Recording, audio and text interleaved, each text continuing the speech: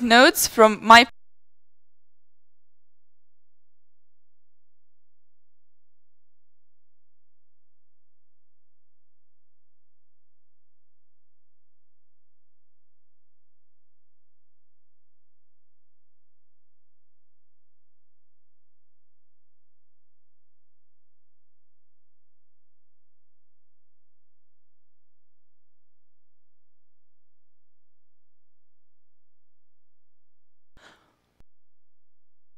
or mobile stations.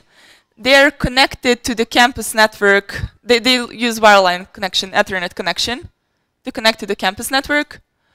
Access service network has the base station with outdoor unit and indoor unit, and there is also access service network gateway, and connected to the Linux computer, which is the source and the destination for the experiments.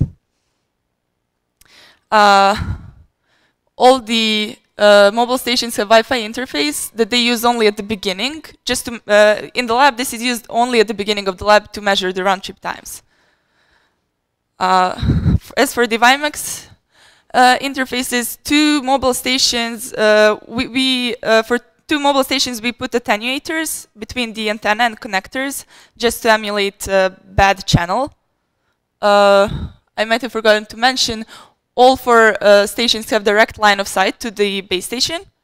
So if we didn't put attenuators, they would all have a really, really good channel.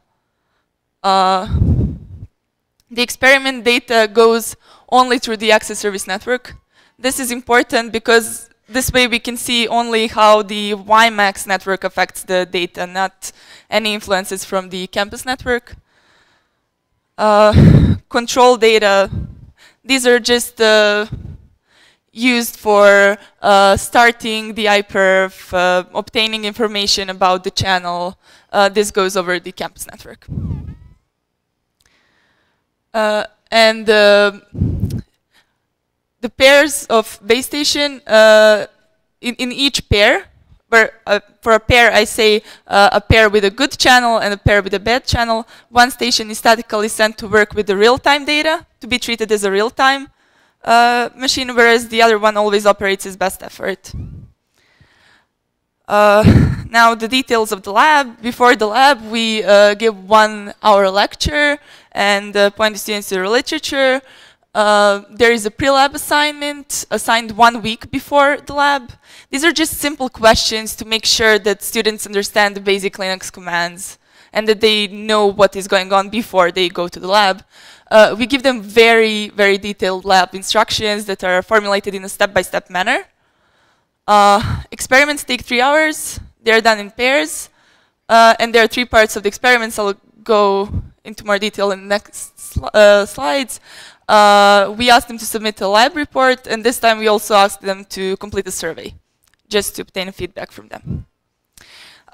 First part of the lab is just setting up all the stations and doing simple ping tests over Wi-Fi and over WiMAX.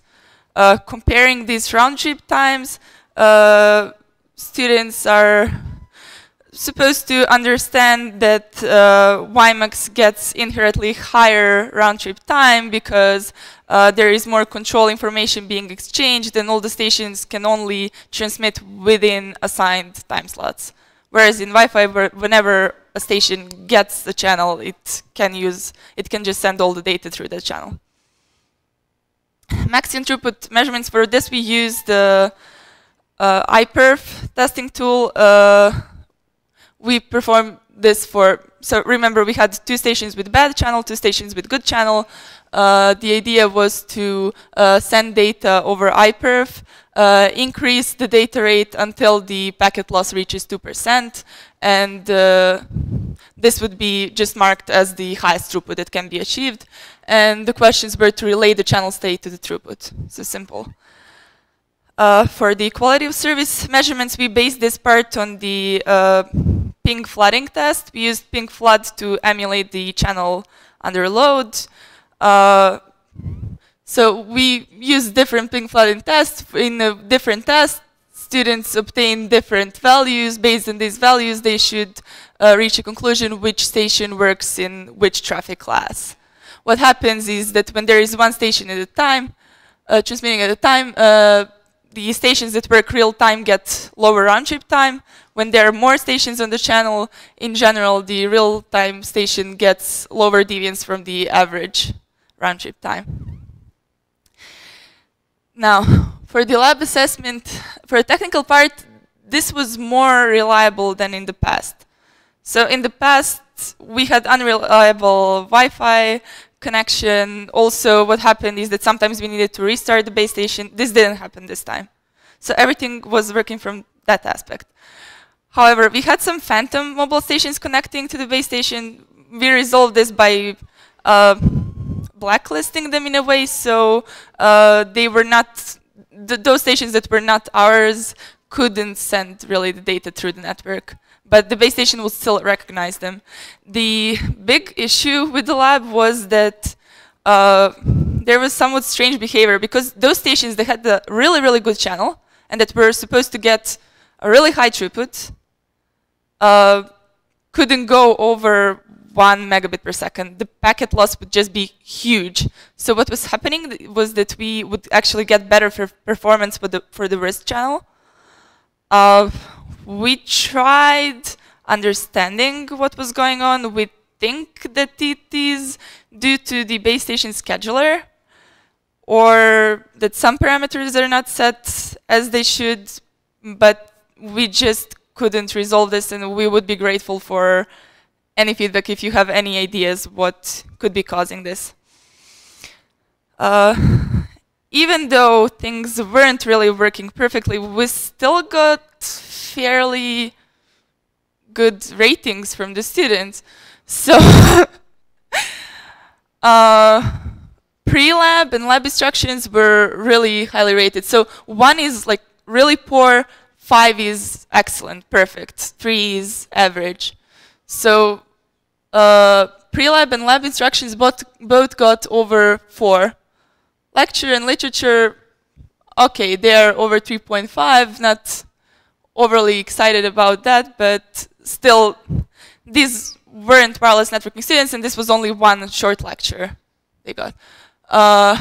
These are the parts of the lab.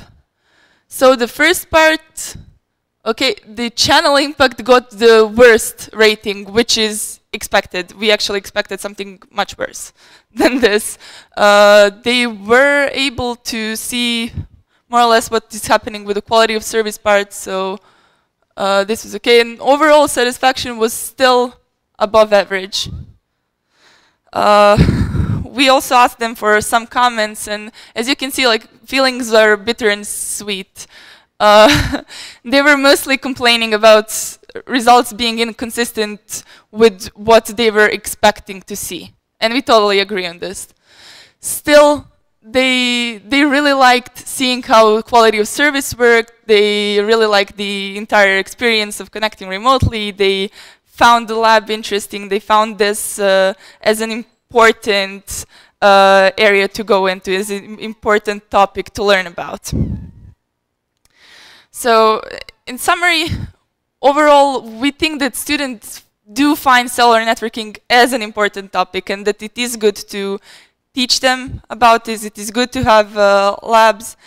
However, we still need to resolve the existing issue. Again, I'm grateful for any comments on this.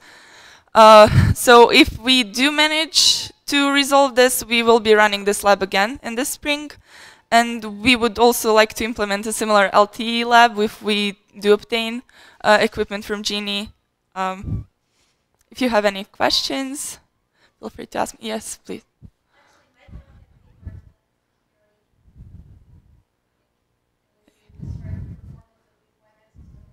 Okay.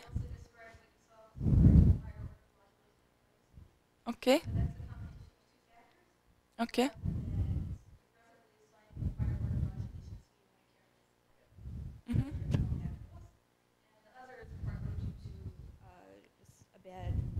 WiMAX driver and the Intel clients, so they're just not that great at handling 64 QAM. So your choices are basically to avoid using 64 QAM if you're having impressionable students run experiments, which is what we do, or you could get slightly better performance if you change the threshold for assigning 64 QAM and also use a different WiMAX network card.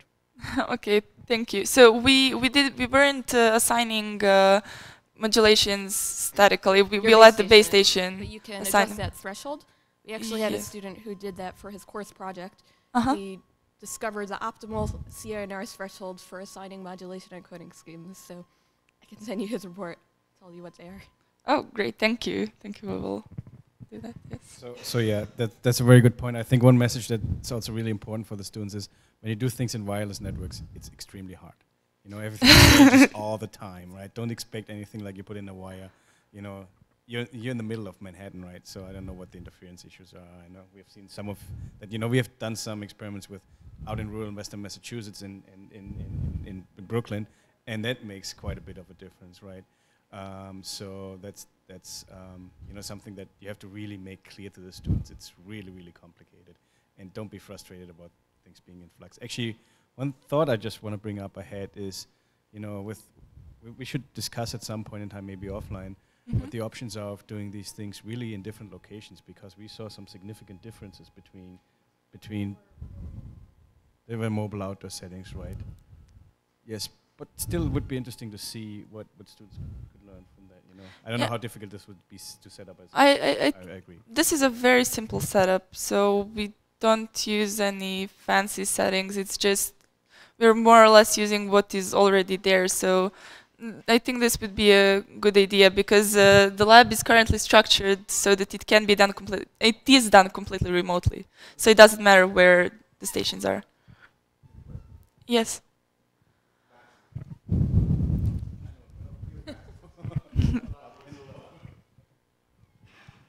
I was just wondering what kind of statistical analysis you asked the students to do on the measurements, because I think that's, especially in a wireless environment, that's very crucial to them getting a better understanding of what it actually means to measure things.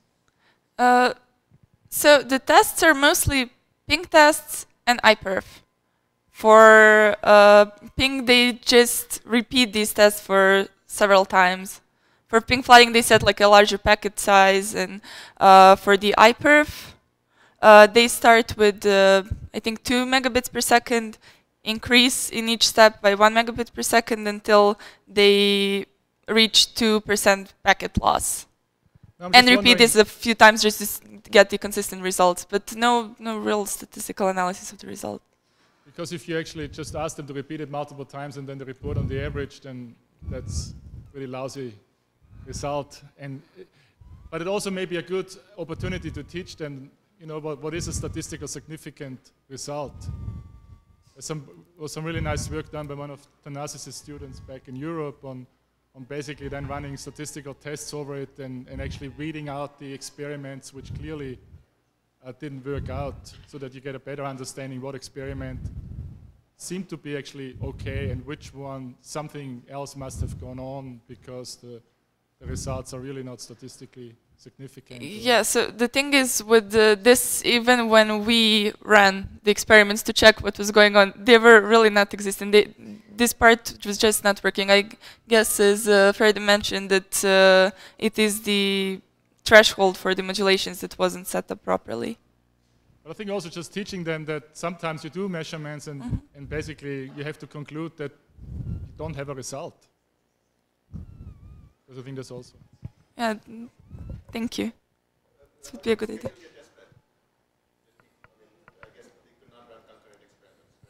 They couldn't, so we just used Doodle.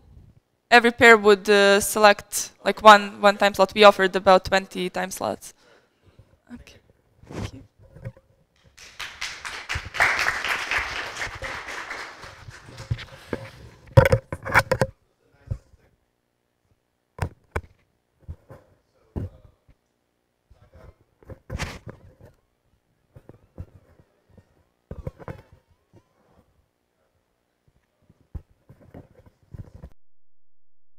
Hello, I'm Freda, and I'm very excited to be here because we're doing really cool stuff, so I'm very excited to tell everyone about it. So what we've developed is this GENI classroom as a service thing, so it's really cool. We give you everything in one nice, neat little box. It's the course website. It includes, you know, the pre-lab material. It includes the lab instructions. It includes quizzes and questions based on students' individual experiment results that they put in inside the lab itself, so inside the website itself, and the gradings, instructor tools, that's all in one nice, neat little box that we host for you. So you don't need to deal with all the administration and setup and figuring out how to tell your students what to do. It's a really nice solution. So we've used this so far with 5 student cohorts, 3 universities, more than 180 students. I made up that number, but it's approximately right. And this is a general educational philosophy we've been following. So it's our sandwich lab. At the very beginning, we start at the bottom with this foundation of telling students how to run a toy experiment. And at first, they all complain, well, I don't see what this has to do with the class material. I don't understand why we're doing it. Then we hit them with a ton of sandwich filling. So after that, it's just straight up content and content and content, and we don't ask them to learn any more testbed skills for a really long time. And then at the very end, they get to learn how to write their own experiment. So that's the top part of the sandwich, where they get to learn skills that they can use to go on to do interesting projects if they'd like to later. So I'm going to try and convince you that you should probably be using this kind of thing in your classroom, even if you're not teaching wireless. And here's why. Does anyone recognize these? Anyone? Okay. These are known as the 8 fallacies of distributed computing, and they date back to, does anyone know when? A really long time ago. A really long time ago, someone at, what was it, Sun? Something, said that these are these 8 fallacies of distributed computing that people always assume, and we know none of them are true. And yet our students who come to our classrooms somehow leave still thinking that they're true. And I have evidence of this because I've asked students. And they won't tell you, latency is 0, but if you ask them a question that assumes that latency is not 0, they're not going to know the answer. And then there are some others. I don't know if anyone knows these, but this is based on a paper on an experimental evaluation of wireless simulation assumptions. And they went through the first 5 of these. I've added the 6, it's my own, to talk about what people assume when they do wireless simulations and how they're all not true. And again, these are things that you might tell your students are not true, but they don't really have any intuition that really tells them it's not true. I'll give you an example. So one of our lab exercises is on link adaptation, adaptive modulation and coding. And at the beginning of the exercise, the students read some background material. Then they run some commands to find out how link adaptation is configured on our base station. And when they run these commands, they'll find out that link adaptation is turned on for the downlink path from the base station to the mobile device, and it's turned off for the uplink path from the mobile device to the base station. And then we ask them to fill out the answer to this question. It's not graded at this point. They just need to write what they think the answer is. And we ask them, when you run the experiment, do you think the same modulation and coding profile will be used for data from the base station to the mobile as for data from the mobile to the base station? And what do you think they said? Well, I'll tell you, in a class of about 50 students, 17 of them said yes, because the device is the same proximity from the base station, so the same modulation and coding scheme will be used both ways. And then we had another minority, about 11 students, who said no, it will use a different modulation and coding scheme, but they gave completely wrong reasons. And then we had, another 17 students who got it right. But this is just evidence, and I have evidence for every single lab I do, that students really don't understand until you throw it in their face that all of these assumptions that I've just showed you are untrue. So the really nice thing about wireless is that it really hits you in the face. On other kinds of networks, you can say, you can artificially introduce latency and change topology and other kind of things, but on wireless, it's really baked in. So we've developed labs that are based around all these assumptions that students come in with, and the idea behind every lab is to challenge one or more of these assumptions. So this is a really valuable tool, not only if you're teaching wireless communications, but if you're teaching computer networks or distributed systems or any of these other classes. this is a really great way to break your students of their ridiculous assumptions that they won't admit they have, and you can't admit they have, but we all know they have. So what's in the box? What comes with this package I'm selling? So this is a fully hosted service, and the way it works is you contact me, you say I'd like to run this lab, and I say okay, and I spin up another instance of this website for you, and it has everything you'll need to run the lab.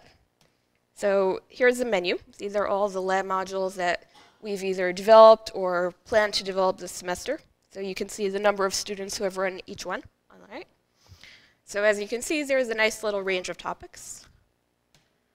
When I spin up the site for you, you get your own course site in your own school colors.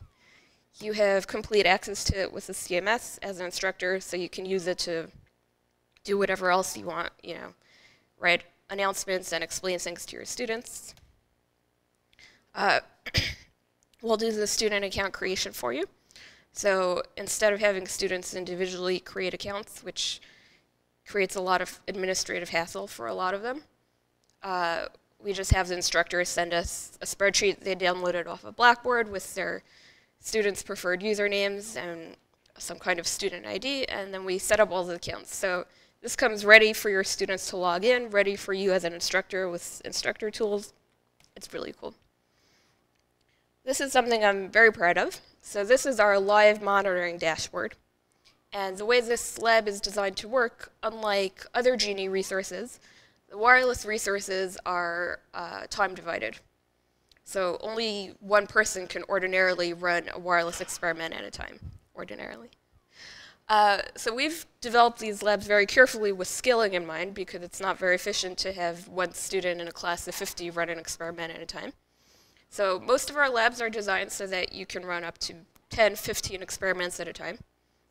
And the students are given some time slots for running the experiments. So at the beginning of the semester, I poll my students. I tell them, you know, let's find 4 3-hour blocks during the week when you can run experiments. And then I reserve that time for all the students. And anytime during those times, students can log in and run the experiment. And they're scheduled automatically on available wireless resources. And this is for monitoring what's going on when they're doing that. So you can see 50 students logged in. This is an experiment that only two experiments can run in parallel. So you can see 2 students running, 6 experiments are waiting to run, and on that side you have the list of all the students who have recently completed the experiment. So this is a really nice way to stop your students from asking you, did I do it right? Did I do it right? Well, if your name's on the list, you did it right.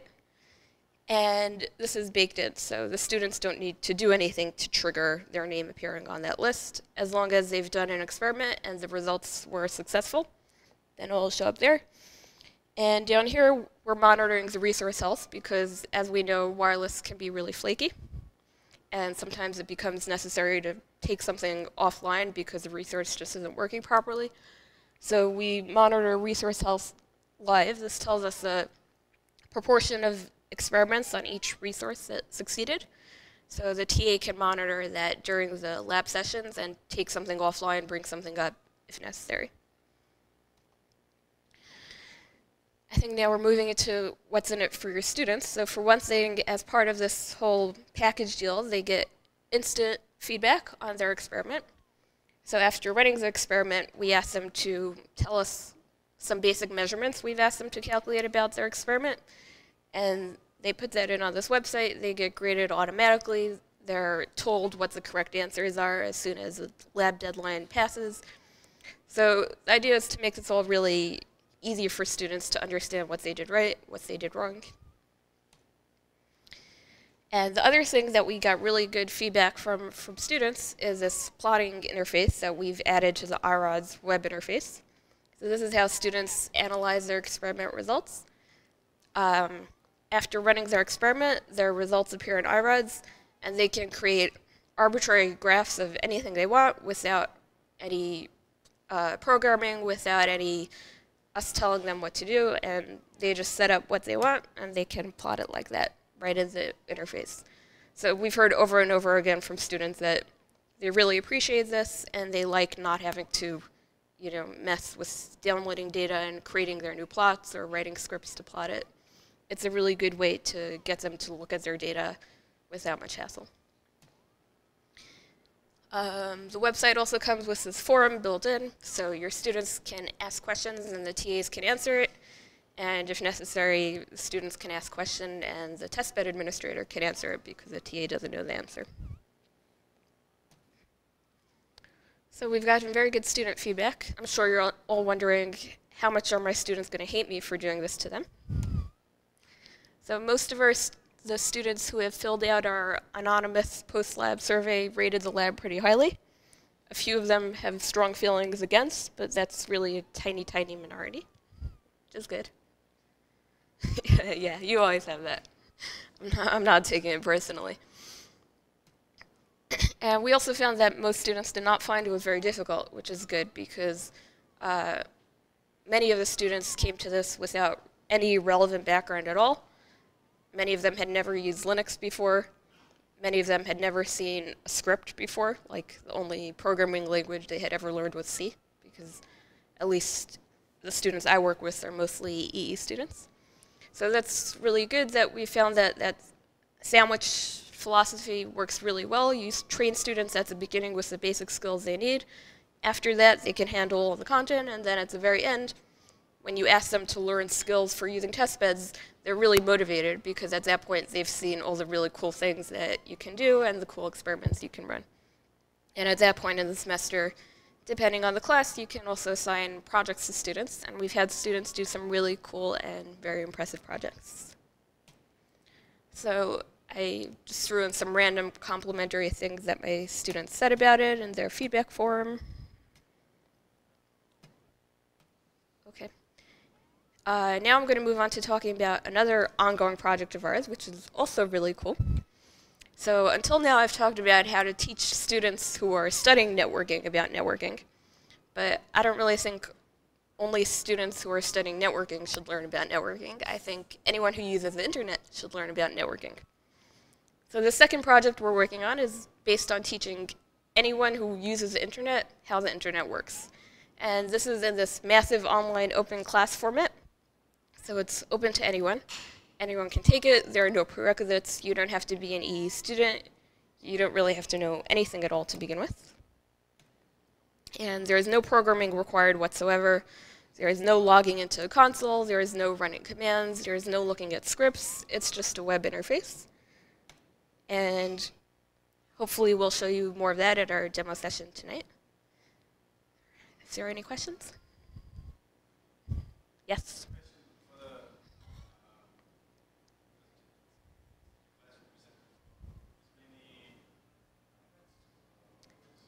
It's been mixed. So like I said, there have been 5 student cohorts. So I would guess probably like 60% of the students undergrad, 40% postgrad. Yes?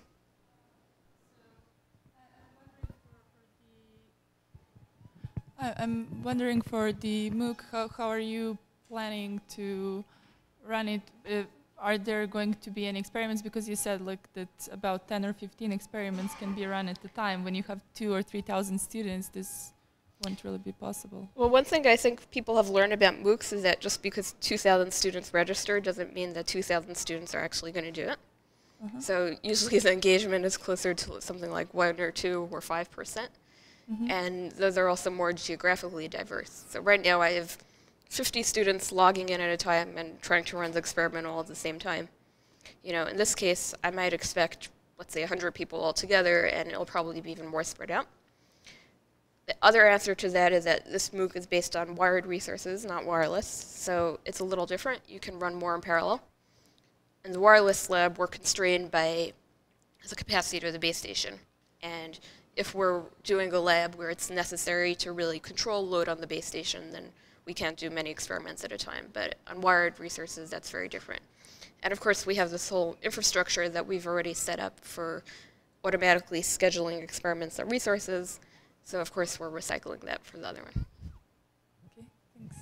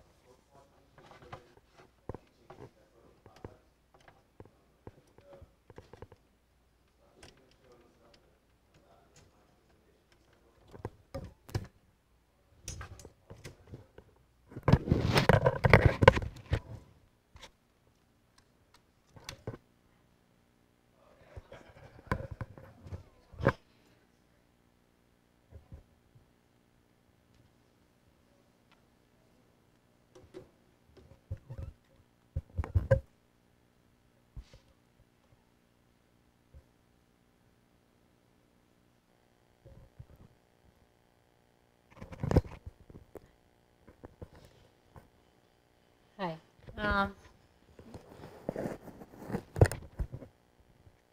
I should ask for these in my class.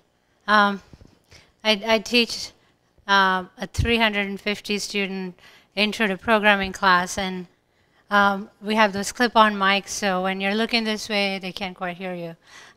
Anyway, I'm Jay Icat. This is, as Vic mentioned, our project for course modules for teaching basic networking concepts. My student Derek O'Neill is sitting in the back there. He is actually, he's done all the work. I just get to stand up here and talk about it. Kevin Jaffe is my colleague who is also on this project. So the way we're looking at this project is there are two separate kinds of modules.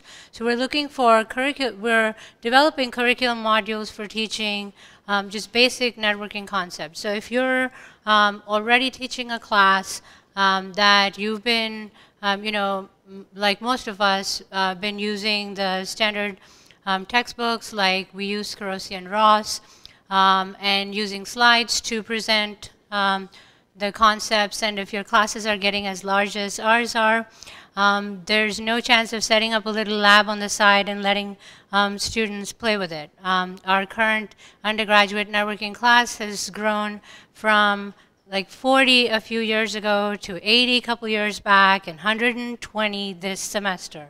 So just, and it's not just us, it's around the country, as you know.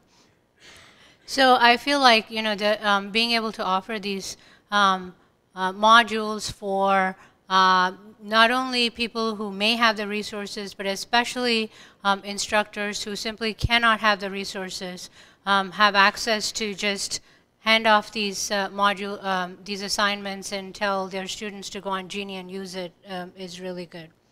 Our modules will be available from the GENI wiki directly. You don't have to contact us, but we would really like that you do, especially if it's an assignment module that you'd like to use, then we have solutions that won't be available on the wiki. So as I mentioned, Derek's working on this. He's actually working on it as part of his master's paper. And so he would really appreciate, he's going to send around a sheet, if you don't mind including your name and email on it. We'd like to send you a simple questionnaire later, just asking you, you know, what course are you teaching, what kinds of, what are some of the ways in which you use hands-on teaching and learning in your classroom and outside of the classroom, stuff like that. Because we're really right now in the mode where, yes, we're developing these modules. We've started. We have a couple of cool ones to show you this evening. But we really need your feedback, because we have these ideas of what we want to do, what we want to make available by the fall for people to use. But if you can tell us that here's something that if you develop before, you know, by June, I will definitely try it out in my class, then we'll make that a priority and work on that.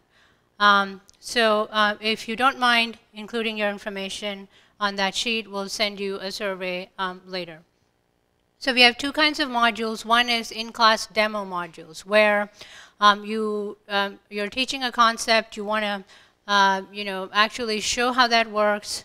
And so we'll give you slides to talk about it, an actual demo module where here's how we're working on this. So you can go on the GENI wiki site. It will give you all the modules that we're developing. We'll keep adding to this. And there will be a little overview video and information for you to look at, to decide if this is something you want to use. If you think you want to use that, then you go in and look at the rest of it. There's a tutorial module with tutorial write-up for you or the student, depending on whether it's a demo or an assignment. And then if it's an assignment, you can hand it off to the student, but we'll also give you a couple of sample solutions so that you know what it's going to look like, what the student needs to hand in to you. So for a demo module, for example, you know, we've all been talking about TCP in our classrooms, congestion control, how AIMD works and so forth, showing graphs, talking about you know, the principles behind this. What we have here is basically you can use this demo in your classroom while you're talking. So the way we were going about this is you're not going to change. If you decide to use one of these modules, you're not going to change drastically what you're doing. This will enhance what you're already doing. So you're already teaching this concept, but you can make it better by taking plugging in our slides into whatever you're doing, and then showing this demo in the class so that the students understand really how this works and actually see it in action. That little play, the overview video, is a note to myself. So basically, this is two GENI nodes, VMs here, running iPerf. And the idea here is to show the students how TCP ramps up. So on the right, we have those two graphs that show throughput. And the two lines that you're seeing, the blue and the green, these are the two nodes. And the throughput is for incoming and outgoing traffic. So you start iPerf on one end. You show how the throughput, the throughput keeps increasing, and then you start iPerf from the other end, and you show how the two of them are sharing. So you can really talk about what's going on and include this video, or you can take whatever pieces of the module that you like. So let me quickly run this. This is our simplest overview. This TCP with iPerf module. The experiment we'll be presenting and walking students through here will let them start traffic from one VM to another, watch both VMs of bandwidth graphs change and react to that traffic, and then after TCP reaches a steady state there, we'll have them start traffic in the opposite direction to see how the two flows will compete with each other and balance each other out. Throughout the course of running this experiment, we'll be using several GENI tools, and we'll walk students through using them. The first one is GENI Portal, where we'll walk students through creating their slice. The second tool is FLAC, where they'll actually build their topology and learn how to add the Gemini extensions that we need to instrumentize the slice later. And then we'll be using GENI Desktop to instrumentize the slice, bring up these real-time bandwidth graphs, and also use a web-based SSH client that makes it to where we don't need to have students install Linux in either their machine or in a virtual machine. The prerequisites for this are pretty easy. We just need students to have their own login to the GENI portal, and they need to be a member of a project, preferably one where you're the lead. Thanks again for your interest, and hopefully you find this useful.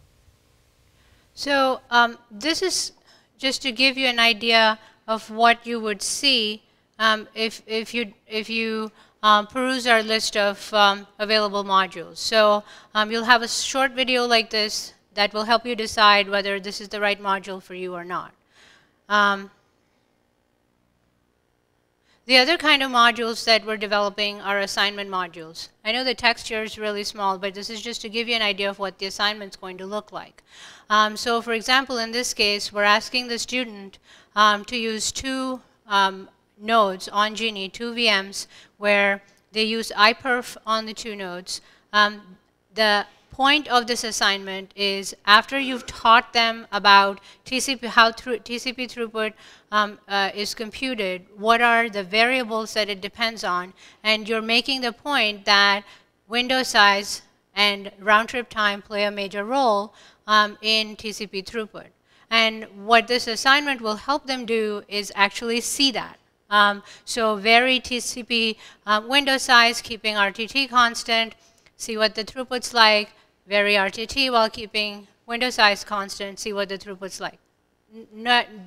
This is not something new, but when they actually see that and they can study the differences in the average throughput, in this case, we've just taken two simple examples, two window sizes, two round trip times.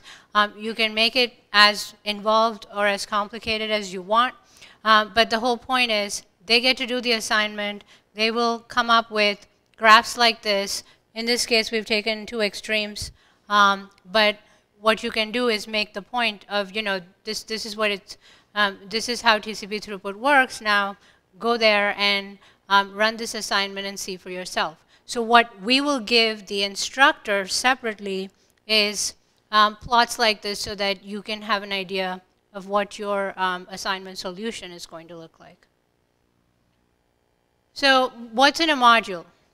There will be presentation material for the instructor. The canned demo that you saw with the iPerf for TCP, or detailed assignment instructions, depending on what you want to use. Sample solution set for assignments. We are testing these in our 120 student undergraduate networking class this semester in April. So we'll have an even better idea of how well this works.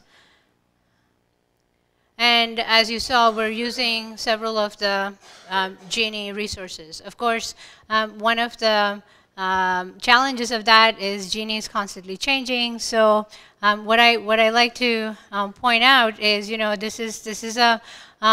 this is another teaching point for the instructors to make the case that this is real. This is what happens out there in the real world. So watch for our poster and demo at the session this evening. And watch out for also our tutorial, hopefully at UC Davis in June, where what we're shooting for is to have at least 6 modules between demo and assignments that instructors can use in fall. And that's where we really like your input on this. Would you use something like this in your class? These are, like I said, not an entire set. It's simple modules that you can just plug into whatever you're doing right now. And what changes would you recommend we make? So if you could check out, look at our demo this evening, stop by, and also email me. My email is icut@cs.unc.edu. If you have any ideas on what you would like to see, I'd really like to hear from you. The other thing, I really liked all the presentations so far, and I wanted to say with Prasad's cloud computing, this is just FYI on a completely different NSF project. We are working on a Teach the Teachers workshop at UNC for cloud computing. So this is all, lots of people are interested in this. And so we're actually going to develop similar things, modules, but specifically for cloud computing. I'll take questions. Yeah.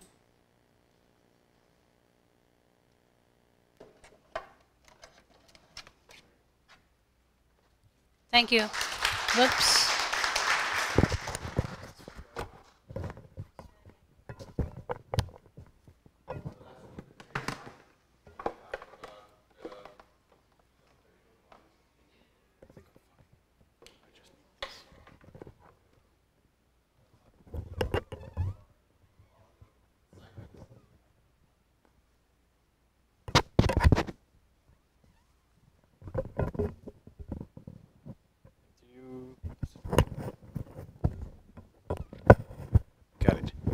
Can you hear me? Good, let me just plug that in and get going.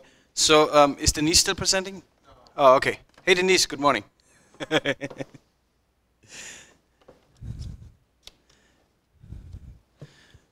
Okay, give me 1 second.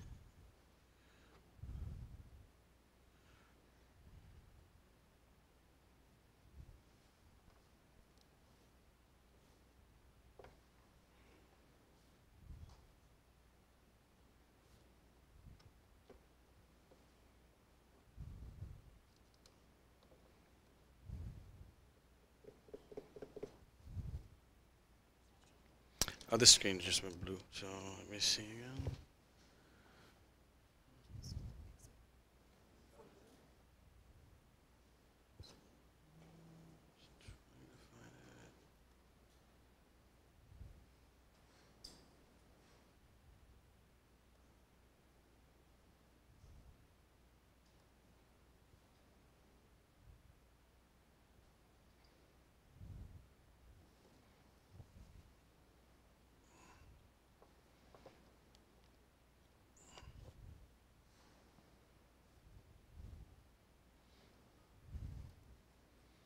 Yeah, I have it in display mode here. It's not.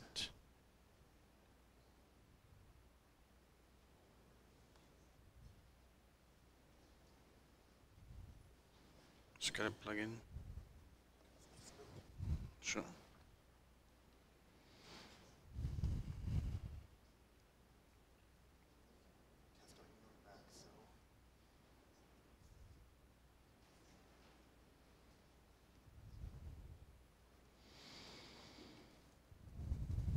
It's gonna slow. It's gonna be a little bit slow.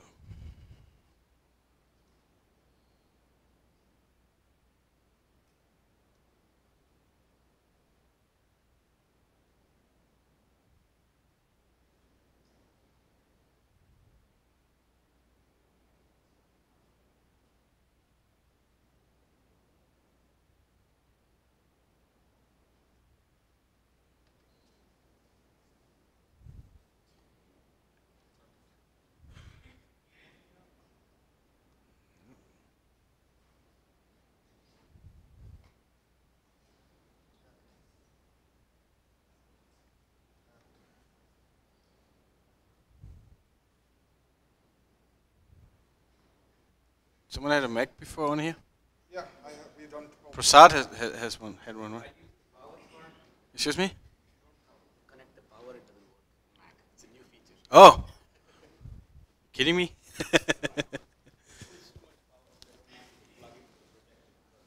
Gosh. Thank you.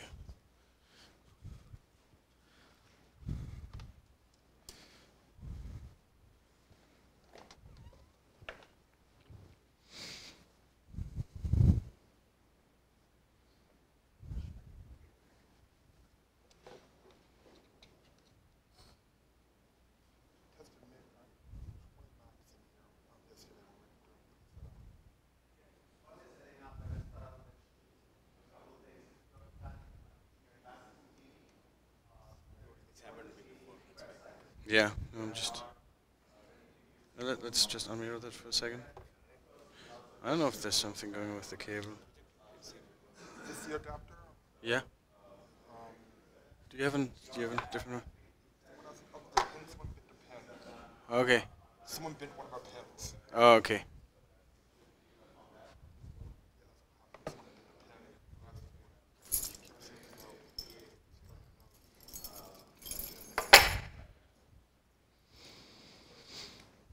Okay, we have a mechanical cable issue here. There's a bent pin. So there's a bent pin.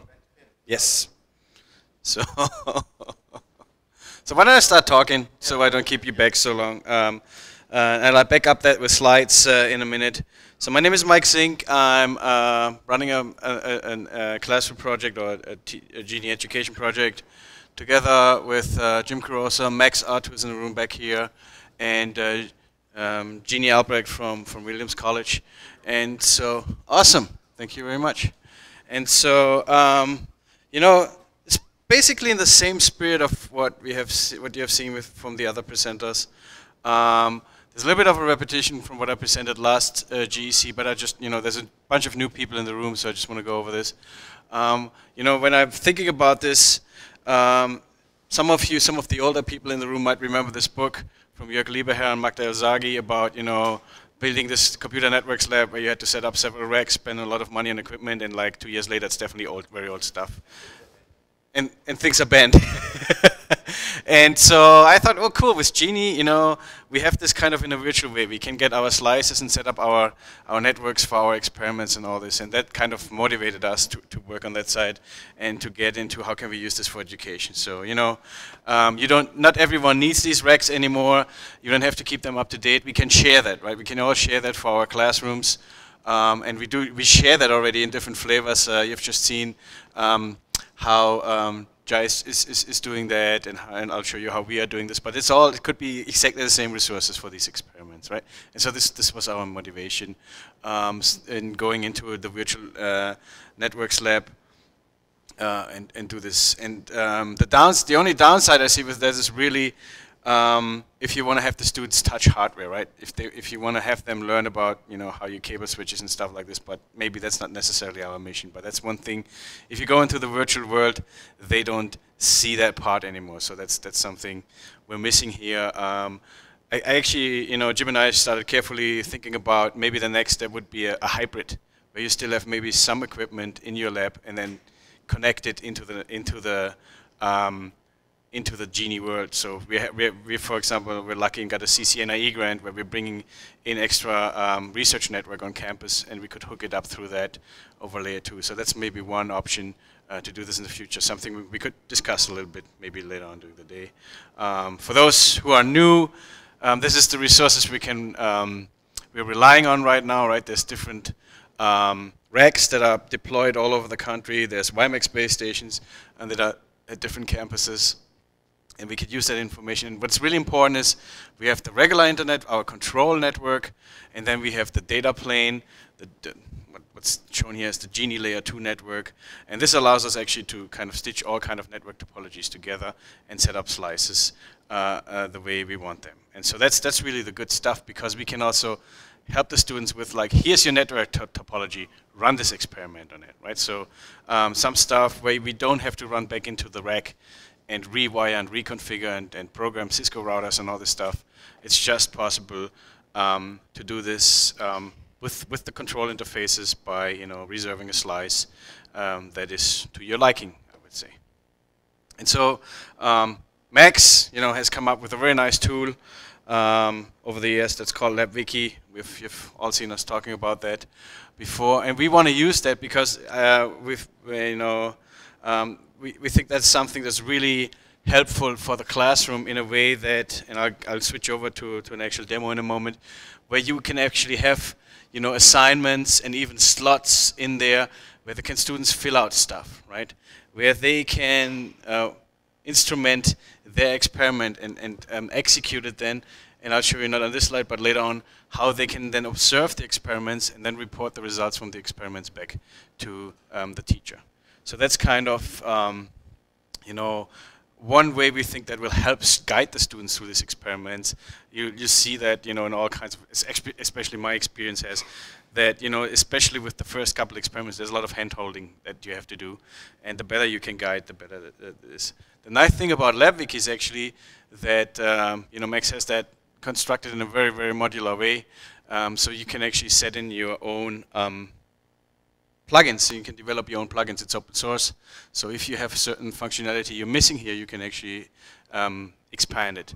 And so just the way to show you what we're doing is we have it interfacing with the GENI clearinghouse, or I think GENI portal for right now. So if your students get accounts through the portal, they can actually then also, the credentials are handed over to LabWiki, so they can log into LabWiki via that. We're using the orbit measurement framework and orbit measurement library. We're using some of our own services. And as Freda mentioned before in her presentation, we're using iRods to allow the students to store their data, to have kind of an archive for the results. So what we want to do is actually, when you look at this slide, when you have a student come into the room, that's a little bit overwhelming, right? This is kind of the moving parts you have when you want to run experiments on GENI. There's still a lot of work going on, right? You have to reserve slices, you have to instrument, you have to run an experiment, you have to collect data, you have to plot it, you have to save it, and so ideally we kind of abstract quite a bit from the students. And I know this might. This will definitely cause some debate, but there's always this fine line between, I don't know if hiding or making it easier, or abstracting things from the students or not. I think that you have to see at what stage they are. What I think is you want to start with something simple, where a lot of these moving parts are hidden from them, and then over time you reveal more and more of the inner workings, right? But if you come with, a student has to know all the moving parts from the beginning, that's too overwhelming, and I think that might, push them back and not have them, adapt our technologies, our thoughts. We thought about labs. I had this out. We have this, discussed with Vic quite a bit, and over, I'm teaching the computer networks class right now at UMass, and we just went into Ethernet, and I came up with a different idea. Again, a very simple lab. But I said, you know, why don't we create an assignment where they have to build a learning switch on top of an OpenFlow switch, right? A learning switch controller on top of an OpenFlow switch, because that really explains them how an Ethernet switch works, right? And so that's a new assignment. You know, Vic and I have to dabble out how we bring that in here, but I think that would be a nice way where they can learn OpenFlow, and then when they go from the book into how this works, actually implement their own switch. Really, I think that would be a good assignment to have here. We're looking into some things. How can we have an interface to course management systems? Like we use Moodle, for example. I know probably other universities have similar tools or other tools, but how can we interface with that to make it easier for the instructor? And then also be able to observe students' performance. What's nice is now with the portal, right? If you set up a slice through the portal and you are the administrator, you can actually go and log into a VM of one of your students, and actually, you know, depending on your size, you can see if they're struggling. But that's very tedious work. If you have 300, Jay has 350 students, right? You cannot log into 350 times VMs. You have to check all this stuff out. So are there other ways to kind of, you know, bring kind of, you know, observation tools, measurement tools in there, where you say, oh, this student is really struggling, you got to look at this student, while you're probably not getting anything from the students who are doing well with that. So kind of, what kind of automated mechanisms can you have in there to really handle that load of students, especially when you have a MOOC with 2,000 students or something like this, right? So my famous assignment is this 3-node assignment that just allows the students to learn a little bit about routing. And we're just in the middle of it, and probably show a little bit about this, about an OpenFlow load balancer, right? As another assignment for the students. With respect to time, I would like to refer you to demo night tonight, where, you know, Peter and Ish were going to show you a little bit more about these things. So this is just too much detail, but you see how you can observe that. You know, I also want, you know, it's not too much time for discussion now, unfortunately, but, you know, maybe we should, at some point in time, maybe just set up a telephone conference between the projects and talk a little bit about the overlap we're having. You know, I think this awesome stuff I saw from Freda and Jay today. But, you know, if you can streamline things a little bit, that would be great. I just want to hint to that with a quick demo. Let me just switch over here. Because it's so funny. Jay just showed a video, right? And so, so what you see here is actually LabWiki. Let me see if I get this to fit in here. It's a little tidy. Again, please come to the demo tonight. You'll see that a little bit more. But here we have, for that 3-node routing tutorial, right, we have instructions.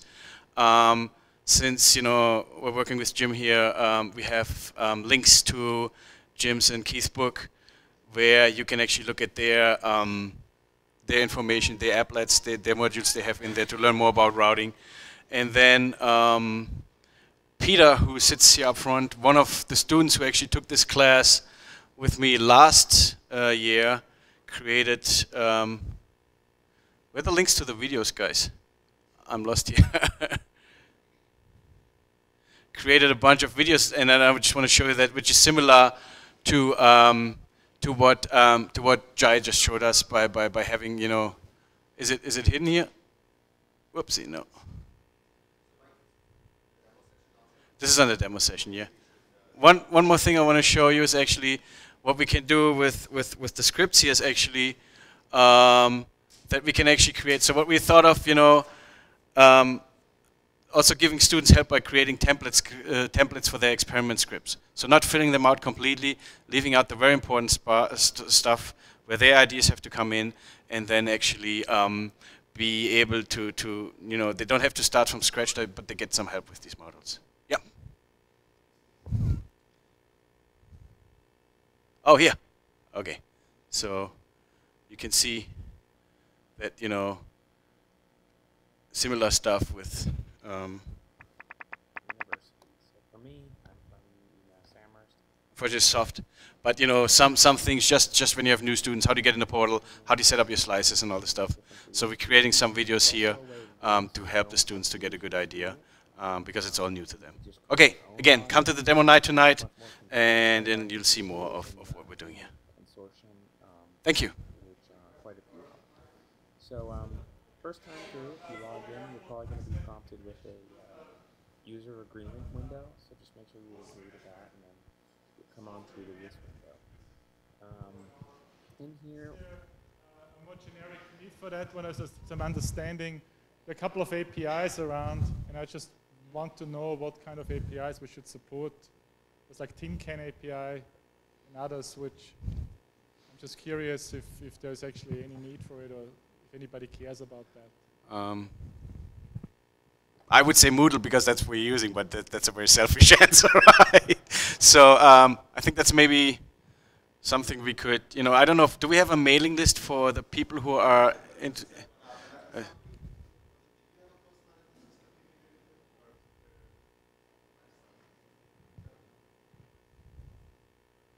What are you using at NYU? No, but what does NYU use for course? Do they have? Okay. Oh, okay. Because Moodle is now one that's kind of, it's not university specific, so there's a few universities who are using it. It's definitely not all of them. Yeah. Yeah.